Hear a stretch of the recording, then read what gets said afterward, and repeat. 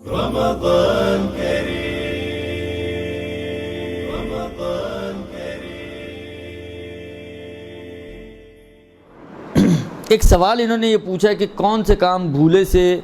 ہو جائیں تو روزہ نہیں ٹوٹتا؟ تقریباً جتنے بھی مبطلات روزہ ہیں ان سب میں یہ شرط ہے کہ ان کو عالماً و عامداً جانتے ہوئے انجام دیا جائے تو وہ روزے کو باطل کرتے ہیں۔ کسی کو یاد ہی نہیں تھا میں روزے سے ہوں، اس نے اٹھ کے ناشتہ کر لیا، اصلا پورا فل فلیج ناشتہ، اس کو یاد ہی نہیں تھا میں روزے سے ہوں۔ ہوتے ہیں ایسے لوگ۔ اچھا میں آپ کو ایک اور بات بتاؤں، ہم لوگوں کی ایک مشکل ہے، ہم کہتے ہیں اگر ہمیں نہیں مل رہا تو کسی اور کو کیوں ملے؟ لہٰذا اگر ہمارے سامنے کوئی ناشتہ کر رہا ہو تو ہم فوراً پیچھ میں کودیں گے، تو تمہارا روزہ نہیں ہے کیا؟ اصلا آپ کو کس نے کہا کہ اس کا ناشتہ خراب کریں؟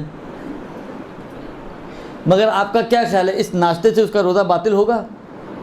نہیں ہوگا نا، تو پھر کیوں بول رہی ہیں اس کو؟ جی اس کا کیوں ہوگا؟ اس کا نہ کھانے، اس کو کھانے سے تو ہو نہیں رہا، اس کا نہ کھانے سے کیسے ہوگا؟ یہ کون سا نہیں۔ لہذا میں آپ کی خدمت میں عرض کروں کہ آپ یہ زحمت نہ کیا کریں، کوئی کھا رہا ہے چپکے سے کھانے دیں اس کو۔ دیکھیں دو صورتیں ہیں، یا وہ جان بوجھ کے کھا رہا ہے درست، یا وہ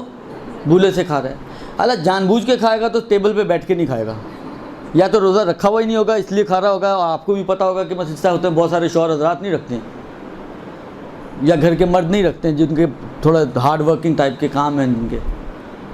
آپ کو پتہ اس نے نہیں رکھا ہوا روزہ، اور آپ کے بولنے سے اس نے رکھنا بھی نہیں ہے، تو بھی بولنے کا فائدہ نہیں ہے۔ اور اگر بھولے سے کھا رہا ہے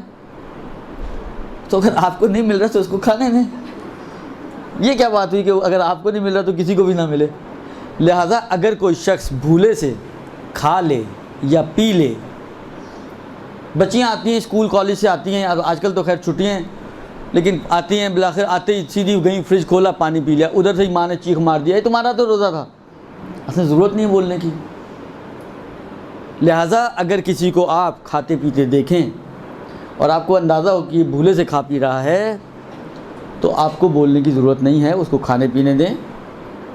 اس کے اس کھانے پینے سے اس کا روزہ باطل نہیں ہوگا۔ یہی کام باقی مبطلات روزہ کا ہے۔ جب تک کہ آپ جان بوجھ کر ان کاموں کو انجام نہ دیں، یعنی آپ کو یہ بھی پتہ ہو کہ آپ روزے سے ہیں، کیونکہ ایک بحث آتی ہے وہ قضاء اور کفارے کے باب میں آتی ہے، لیکن میں اس کو بھی نہیں چھیڑنا چاہ رہا، کیونکہ ابھی صرف انہوں نے پوچھا کن سے روزہ باطل نہیں ہوتا، تو میں اتنا ہی جواب دینا چاہ رہا ہوں، اور وہ یہی ہے کہ آپ جانتے بوجھتے اور اختیاری حالت میں جب کسی کام کو انجام دیتے ہیں تو وہ ہے جو روزے کو باطل کرتا ہے۔ آپ جا کے مسئلے پڑھیے گا، سر پانی میں ڈبونا، اس میں بھی یہ شرط انہوں نے یعنی تقریباً ہر جگہ بیان کی ہے۔ میں موٹی موٹی چیزیں آپ کو بتا رہا ہوں، آپ غبار کے اندر جا کے دیکھیں، اس میں بھی انہوں نے یہ بات کی ہے، جھوٹ باندھنا اس میں بھی یہ بات کی ہے، تو ہر جگہ پہ یہ شرط انہوں نے لگائی ہے کہ عالماً و عامداً اگر کوئی شخص اس مبطل کو انجام دے تو اس کا روزہ باطل ہوتا ہے۔ اگر عالماً و عامداً نہیں ہے، بھولا ہوا ہے، غافل ہے، اس کے ذہن میں ہی نہیں تھا کہ آج روزہ ہے اور وہ کھا پی رہا ہے،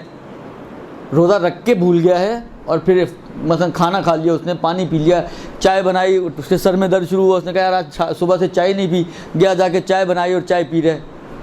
اب آپ کو دیکھیں اور آگے گزر جائیں، بس یہی کر سکتے ہیں آپ، اس کے علاوہ کوئی کام آپ انجام نہ دیں۔ یہ ہو گیا جناب علی پہلا سوال۔ دوسرا سوال ان کا یہ ہے کہ غسل کا طریقہ صحیح نہیں تھا، سابقہ نمازوں اور روزوں کا کیا حکم ہوگا؟ دیکھیں اگر تو جاہل قاصر ہے، آپ کو معلوم ہے کہ جاہل دو طرح کے ہیں۔ اچھا جاہل یہ عربی والا جاہل، یہ اردو والا جاہل نہیں بولا جا رہا آپ لوگوں کو، گھبرائیے گا نہیں، خیر معنی دونوں میں ایک ہوتا ہے، لیکن اردو میں تھوڑا سا ذرا سخت ہو گیا کام۔ جاہل یعنی نہ جاننے والا، جس کو مسئلہ نہیں معلوم، مطلب انہوں نے کہا نا غسل کا طریقہ نہیں آتا تھا، مجھے غسل کا طریقہ نہیں آتا تھا، میں اپنے حساب سے مثلا اپنے نہانے کو ہی غسل سمجھتا تھا۔ ایک تو یہ بھی انہوں نے کہا ہے، میں آپ کی خدمت میں، مجھے یاد نہیں ہے کہ ایک بات انہوں نے یہ بھی کہی ہے کہ اگر کوئی شخص ایک سوال پوچھا گیا آغا سیستانی کی سائٹ پہ موجود ہے یہ سوال کہ اگر کوئی شخص جو ہے وہ غسل کا طریقہ اس کو نہیں پتہ تھا اور وہ غسل کرتا رہے تو اس کا یہ نمازوں روزوں کا کیا حکم ہے. تو انہوں نے یہ بات کہی ہے وہاں پر کہ اگر وہ دیکھیں بعض اوقات اتفاقات ہوتے ہیں نا, جو اس کا نہانے کا سٹائل تھا اتفاق سے وہ ویسا ہی تھا جو غسل کا سٹائل ہے, کیونکہ غسل کے میں اور نہانے میں کوئی بہت زیادہ عام طور پر جب انسان نہانا شروع کرتا ہے تو کہاں سے شروع کرتا ہے, خود سر سے ہی شروع کرتا ہے نا. صرف جو مسئلہ آتا ہے میکسیمم وہ یہ آتا ہے کہ شاید آپ پانی سے باہر نہ نکلے ہوں اور یہ وہ اس ٹائپ کی چیزیں, ورنہ شروع تو سر سے ہی کرتا ہے. اور جو نہاتے ہیں جس طریقے سے ہم لوگ خاص طور پہ نہاتے ہیں تو یہ بھی آپ تصور کرنا ذرا مشکل کام ہے کہ آپ کہیں کہ جی آدھا بدن یا کچھ بدن کا حصہ خشک رہ گیا ہو. ہم تو قلت آب میں بھی ماشاءاللہ کثرت آب کی طرح نہاتے ہیں, لہٰذا یہ بھی مشکل حل ہو جاتی ہے. تو یہی انہوں نے کہا آغا سیستانی نے کہ اگر فرض کریں کہ اس کو ترتیب حاصل ہو ہی رہی ہے آٹومیٹکلی, یعنی جس طرح سے وہ نہاتے وہ اسی طرح سے ہی ہے, تو اشکال نہ دارا تو اس کا غسل بھی صحیح ہے اور نماز روزے خود بخود صحیح ہو جائیں گی. یہ تو ایک چیز ہے. دوسری چیز یہ ہے کہ عام طور پر وہی والی بات ہے, غسل کا طریقہ نہیں آتا تھا کا مطلب یہی ہوگا کہ کوئی بلاخر نہانے میں بھی انسان سارا سر اور گردن تو دھوتا ہی ہے نا. یہ ہو سکتا ہوگا میکسیمم کہ جی ترتیب بگاڑ دی اس نے مثلا پہلے بدن دھو لیا یا خیال نہیں رکھا پہلے بدن دھو لیا سر بعد میں دھوتا تھا, اس طرح کی کوئی چیز کہانی کر لی اس نے. تو اس میں بھی انہوں نے یہی فرمایا کہ اگر تو جاہل قاصر تھا, یعنی یہ جو نہیں پتہ تھا اس کو نہ جاننے میں قصوروار نہیں تھا, مثلا اس نے سیکھا تھا غلط سمجھا, سمجھانے والے نے غلط سمجھایا اور اس کو اطمینان تھا اس کے اوپر, لہذا اس نے اس کے کہنے پر عمل کر لیا, تو اس صورت میں اشکال نہ دارد اس کا غسل صحیح ہے اور نتیجتاً نماز اور روزہ بھی صحیح ہو جائے گا. لیکن اگر یہ جاہل مقصر ہے, یعنی اس کو سیکھنا چاہیے تھا لیکن اس نے نہیں سیکھا اور اپنی مرضی سے ایسا غسل کرتا رہا, تو فرماتے ہیں کہ پھر غسل تو صحیح نہیں ہے لیکن نمازوں کی قضا کرنی پڑے گی, روزوں کی قضا نہیں ہے. تو اکثر موارد میں جہاں پہ غسل میں غلطی ہو جاتی ہے یا کوئی اشتباہ ہو جاتا ہے, غسل آپ نے کیا ہے لیکن اس میں کہیں غلطی ہو جاتی ہے, تو اکثر جگہیں ایسی ہیں کہ جہاں پر نمازوں میں قضا آتی ہے لیکن روزوں میں قضا نہیں آتی, روزے آپ کے صحیح مان لیے جاتے ہیں.